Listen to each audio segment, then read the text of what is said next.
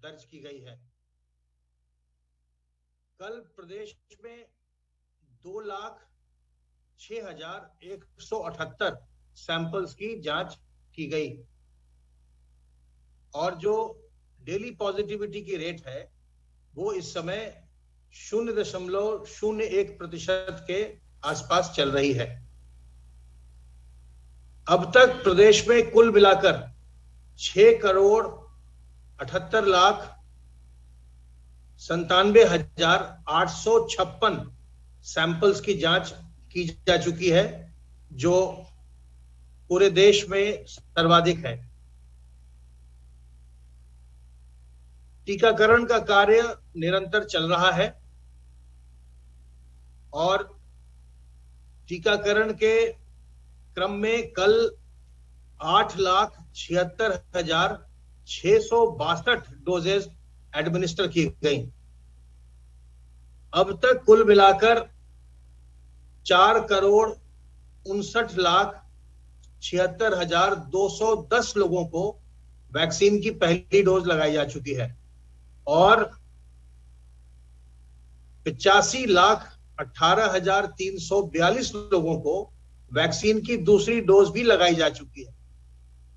कुल मिलाकर 5,44,94,552 लोगों को वैक्सीन की कुल डोजेज अब तक इतनी डोजेज लगाई गई हैं।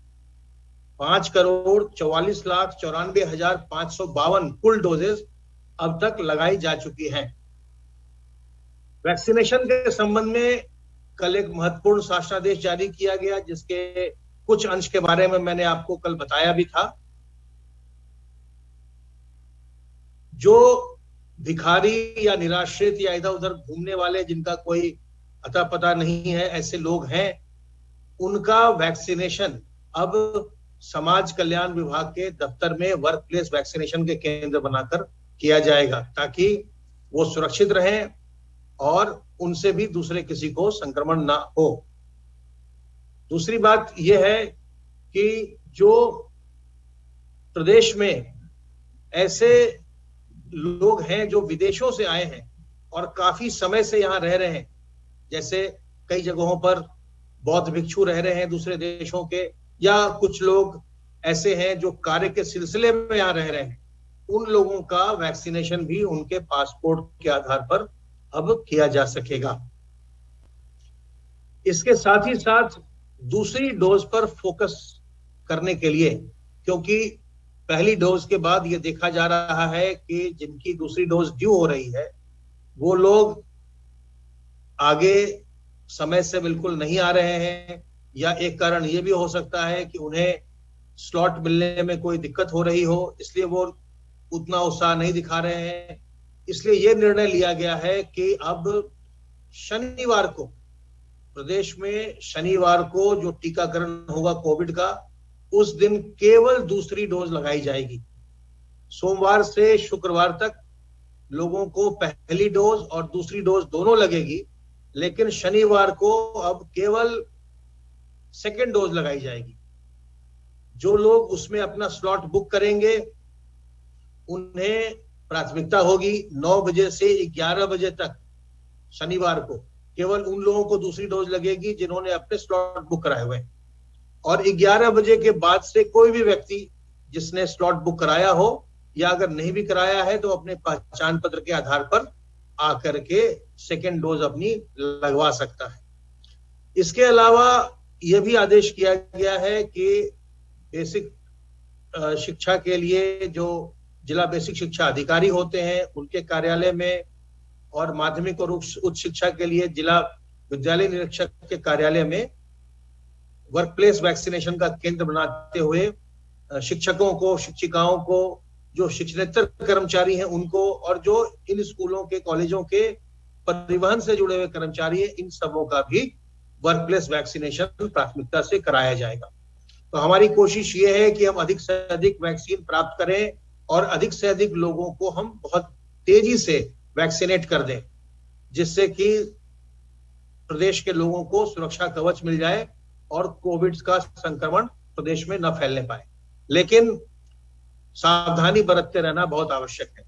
जब तक कि सभी लोग वैक्सीनेट नहीं हो जाते हैं तब तक हमें बहुत सावधानी लगातार बरतते रहनी है। तो आप अपने हाथ को साबुन पानी से साफ करते रहिए, अपने मुंह और नाक को सार्वजनिक स्थलों पर ढककर रखिए, मास्क से, गमछे से, रुमाल से, दुपट्टे से, और लोगों से 2 गज की दूरी बनाकर रखिए। 2 गज की दूरी और मास्क है जरूरी। इस मंत्र का पालन करेंगे तो आप सुरक्षित रहेंगे और दूसरों को भी संक्रमण से बचाएंगे। सावधान रहिए, सतर्क रहिए। किसी प्रकार की दुविधा हो, हमारे हेल्पलाइन नंबर 1800 180 51 45 पर फोन करिए। स्वस्थ रहिए, सब परिवार संक्रमण मुक्त रहिए और प्रसन्न रहिए।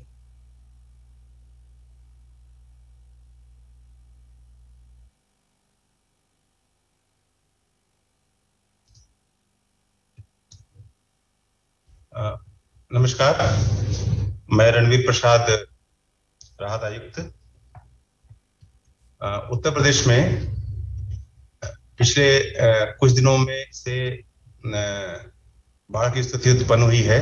उसका प्रमुख कारण ये रहा है कि राजस्थान और मध्य प्रदेश में भारी वर्षा के कारण चंबल, बेतवा और अन्य स्थानीय नदियों में पानी का स्तर बढ़ा है, जल स्तर बढ़ा है, और उसके कारण यमुना में, चूंकि सभी यमुना की सहायक नदियां हैं, यमुना में भी जल स्तर बढ़ा है। और उसके पश्चात यमुना चूंकि जाकर गंगा में मिलती है, तो प्रयागराज और उसके नीचे के जनपदों में गंगा का जल स्तर भी बढ़ा है।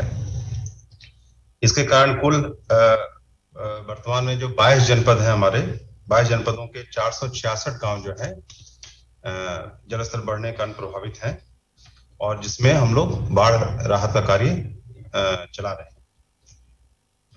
जिसमें अभी खतरे के जो जल स्तर से है, जल स्तर का जो खतरे का निशान होता है उससे ऊपर गंगा जो है कचला ब्रिज बदायूं में, प्रयागराज में, बलिया में, वाराणसी में, गाजीपुर, और यमुना नदी औरैया, जालौन, हमीरपुर, बांदा, प्रयागराज में, और बेतवा नदी हमीरपुर में, शारदा नदी पलिया कलां खीरी, और क्वानो नदी चंद्री घाट गोंडा में, ये सब खतरे के निशान से ऊपर बह रही है।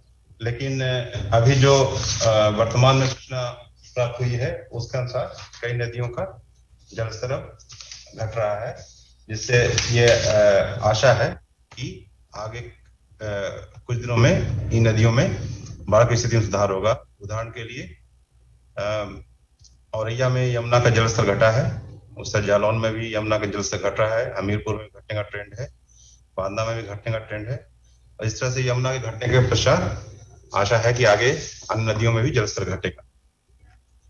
पिछले 24 घंटों में 17 जनपदों में 25 मिलीमीटर से अधिक वर्षा हुई है। कुल जो है औसत वर्षा हमारी 18.6 मिलीमीटर हुई है। 1 जून से अब तक कुल 438.9 मिलीमीटर वर्षा हुई है, जो कि सामान्य वर्षा 444.2 मिलीमीटर के सापेक्ष 99% है। इसका अर्थ ये हुआ कि अभी तक जो हमें मानसून से वर्षा प्राप्त हुई है वो नॉर्मल है। अगले 3 दिनों के लिए मौसम विभाग ने चेतावनी जारी की है, जिसमें उत्तर प्रदेश, पूर्वी उत्तर प्रदेश के जो जनपद हैं, प्रयागराज, सोनभद्र, मिर्जापुर, चंदौली, वाराणसी, संत रविदास नगर, जौनपुर, महाराजगंज, सिद्धार्थनगर, गोंडा, बलरामपुर, बाराबंकी और तराई की जनपद बहराइच इत्यादि में भी, श्रावस्ती में भी भारी बारिश के, केम्बुखीरी इत्यादि में भारी बारिश और लाइटनिंग की चेतावनी दी है। इस चेतावनी को सभी जनपदों के जिलाधिकारियों को अवगत कराते हुए उन्हें सतर्क रहने को कहा गया है। जो राहत कार्य चलाए जा रहे हैं उसमें अभी तक कुल 922 बाढ़ शरणालय स्थापित किए गए हैं, और कुल ड्राई राशन किट 10,290 वितरित किए गए हैं, लंच पैकेट 85,738, और लोगों के रेस्क्यू के लिए कुल 1,261 नावें उपयोग में लाई गई हैं। कुल 1,015 बाढ़ चौकियां स्थापित हैं, 430 पशु शिविर स्थापित किए गए हैं, और पशुओं का कुल 7,63,395 पशुओं का टीकाकरण किया गया है। कुल 434 मेडिकल टीमें बाढ़ क्षेत्रों में लगाई गई हैं, और 536 लोगों को एनडीआरएफ, एसडीआरएफ द्वारा रेस्क्यू करके सुरक्षित स्थानों पर पहुंचाया गया है। कुल 9 जनपदों में एनडीआरएफ ने 10 टीमें ऑपरेशनलाइज किया है। एसडीआरएफ की 12 जनपदों में 12 टीमें सक्रिय हैं और पीएसए की लगभग 17 टीमें जनपदों में रेस्क्यू कार्य कर रही है।